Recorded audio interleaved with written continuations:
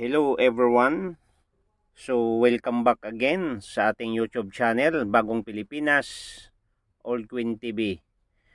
Mga idol, kung kayo ay baguhan pa lang po sa aking YouTube channel, kayo po ay aking anyayahan, manood po, pa-subscribe, pa-like, at huwag kalimutan pindutin po ang bell button para lagi tayong updated sa ating mga gagawing video tungkol po sa mga sinaunang barya. So mga idol, ang ating topic ngayon, ang ating focus o pag-uusapan tungkol po sa baryang ito. Kung ang baryang ito ba ngayon mga idol ay mataas na po ba ang kanyang balyo. So ang baryang ito mga idol ay bago tayo magpunta doon sa kanyang price sa online o higit sa lahat ay ako ay magpapasalamat sa lahat ng mga taga-subaybay sa aking YouTube channel.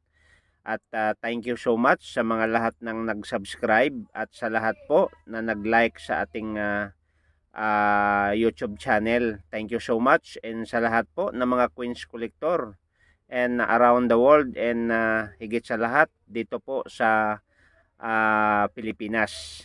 So alam ko po marami pong mga Queens Collector ngayon na naghahagilap po sa mga iba't ibang uri ng mga barya, lalong-lalo na po sa mga barya po na galing po sa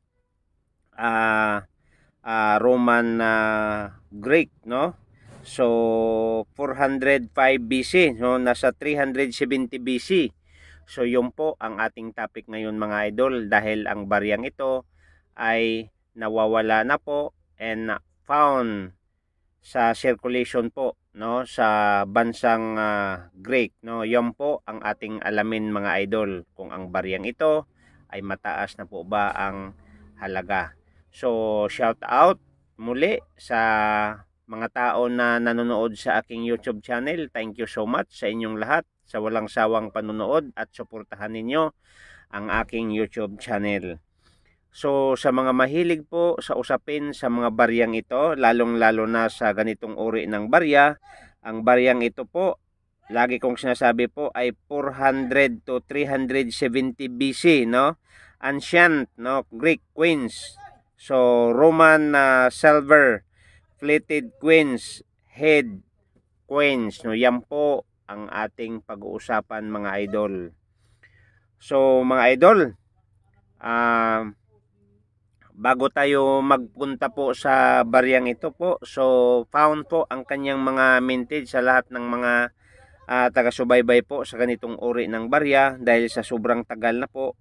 So talagang nahihirapan tayo mga idol kung papaano po ma-search natin, no? Kahit anong search ko sa Google mga idol, no? So hindi po, walang exact na paliwanag sa baryang ito. So nakalagay lang po doon ay nasa 400 to 370 BC, no? From Roman Greek silver plated queens, no? So yan po ang ating alamin.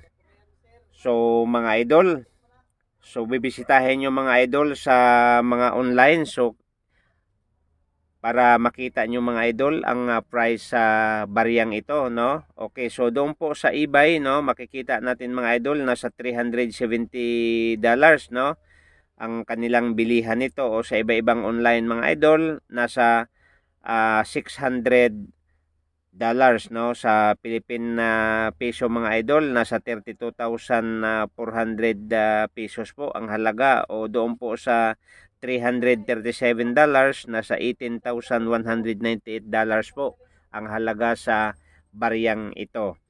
Kaya nga mga idol, baka mayroon kang ganitong uri ng barya, pakicheck po ang inyong mga wallet at ang inyong mga lagayan, no, dahil po ang baryang ito nasa $10,000 po.